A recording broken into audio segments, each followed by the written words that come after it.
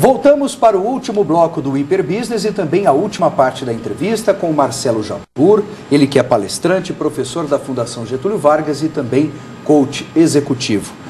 Ele está falando sobre o tema foco do cliente. Agora, Marcelo, foco do cliente também pressupõe uma comunicação eficaz, né? Sim, não tenha dúvida. Tem um ponto no foco do cliente que é decisivo, que é uma palavrinha mágica, eu diria até, que é a empatia. A empatia. Porque para você ter o foco de uma outra pessoa, você tem que entrar no mundo dela. Não basta simplesmente a ideia de, se eu fosse você, eu costumo dizer que é uma conversa fiada, porque eu não sou e não serei jamais. A empatia, ela trata da pessoa verdadeiramente se colocar no lugar da outra, com o histórico da outra, entendendo os valores da outra pessoa, para realmente poder verificar de que maneira aquele indivíduo olha para o seu negócio, para o seu produto, para a sua prestação de serviço, com as particularidades dele, e aí você consegue ser muito eficiente, né, na abordagem. E aí começa a entrar a história da comunicação. Porque quando aí as pessoas falam para mim, André, mas Marcelo, para entrar no mundo, conhecer os valores das pessoas, o histórico, mas isso é muito complicado, como é que eu faço isso? Eu digo, não é simples, mas também não é tão complexo. Exige doação. Porque aí você tem que ouvir a pessoa verdadeiramente. Você tem que estar aqui, ela falando das questões dela, ela falando de como ela vê o mundo e você ouvindo verdadeiramente. E aí entram alguns detalhezinhos importantes nessa questão da doação. Sim. Vejo eu. Sim. Né? E você me corrija se eu estiver errado. Sim. A pessoa tem que ter uma capacidade interessante de observar. Perfeito. Tem que ter paciência para ouvir. Sim. Ela tem que entender as diferenças. Perfeito. Mesmo que por algum motivo não concorde, mas entender. Exato. E ter uma bagagem interessante para poder compreender aquilo que esteja sendo dito. Sim, né? sim. Tudo isso facilita com que a pessoa se coloque no lugar da outra. Eu diria que é decisivo. Eliminando algumas barreiras aí de entendimento. Sim, é decisivo, mas tudo o que você está falando é essa capacidade de você realmente se doar para o outro. Né?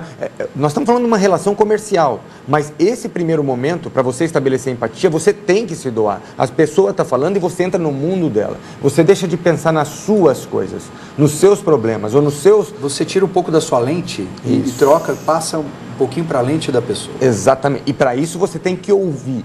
Qual que é o... Se tivesse que dar uma receitinha básica, não gosto de receita, mas seria ouvir. Ouvir. Verdadeiramente está pronto para ouvir o outro. Porque quando você ouve verdadeiramente, você desenvolve um repertório sobre aquele seu cliente que nenhum outro concorrente tem. Que, de forma geral, as pessoas não usam a ferramenta do ouvir com o coração, que eu digo. Você pode ouvir com o ouvido, com a cabeça, e isso faz parte do processo. Mas ouvir com o coração é se entregar. E o que acontece do ponto de vista comercial? A pessoa fica muito feliz, porque entende que está sendo muito respeitada, passa informações riquíssimas para o comerciante, para o empreendedor, e ele, com essas informações, pode agir de uma maneira muitíssimo mais eficiente do que o concorrente, que, de repente, pode não ter essa capacidade de entrega, de ouvir verdadeiramente para ter essas informações todas, entende? Então, aí se estabelece, mesmo porque quando eu entendo a maneira como a cabeça da pessoa funciona, a minha comunicação com ela vai no mesmo sentido. Eu vejo que tem muitas pitadas no seu trabalho, na linha de raciocínio que você desenvolve na sua consultoria, enfim, né, nas suas palavras. Sim. Da inteligência emocional. Sim, né? sim. Aí me lembra do Daniel Goleman, me lembra do livro dele, um livro best-seller, né? A questão do equilíbrio emocional ser fundamental para a obtenção da felicidade, né? Para o exercício da felicidade. E isso me leva a fazer uma reflexão sobre tudo que a gente está conversando aqui, inclusive sobre o tema foco do cliente.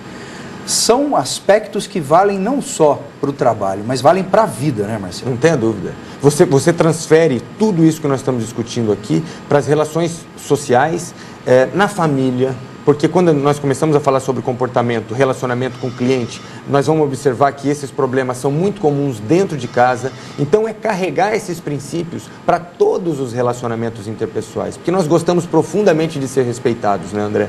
Então as pessoas também gostam. Nós gostamos muito de ser ouvidos verdadeiramente pelas pessoas, e as pessoas que estão ao nosso redor também gostam. Se estabelece uma vibração e uma rede de confiança muito grande quando esse tipo de procedimento de conduta é estabelecido. Então, outro princípio importante, não façamos às pessoas o que elas não querem, o que nós não queremos que nos seja feito, né? E vamos tentar fazer às pessoas aquilo que a gente entende, né? Que gostaria de receber também.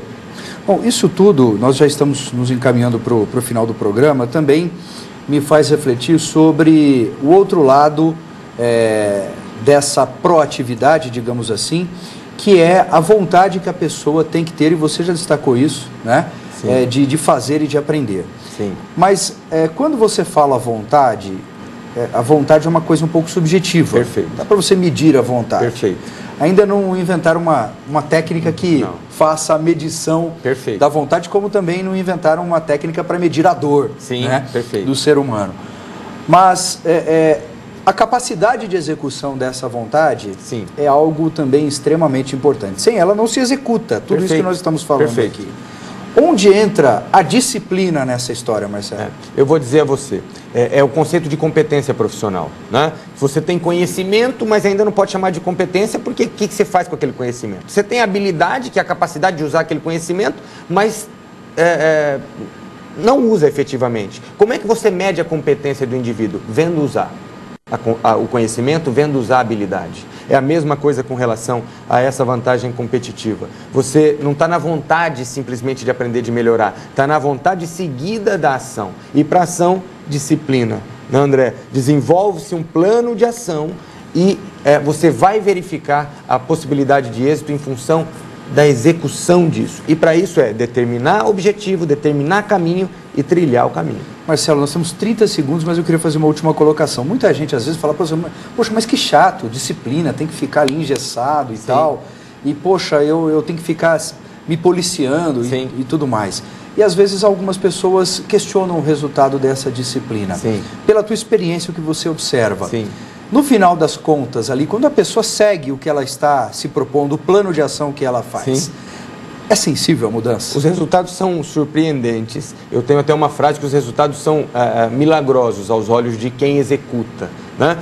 Surpreendentes por quê? Porque ele espera uma coisa e, de forma geral, recebe muito mais do que esperou, em função da disciplina em cumprir com o que foi determinado.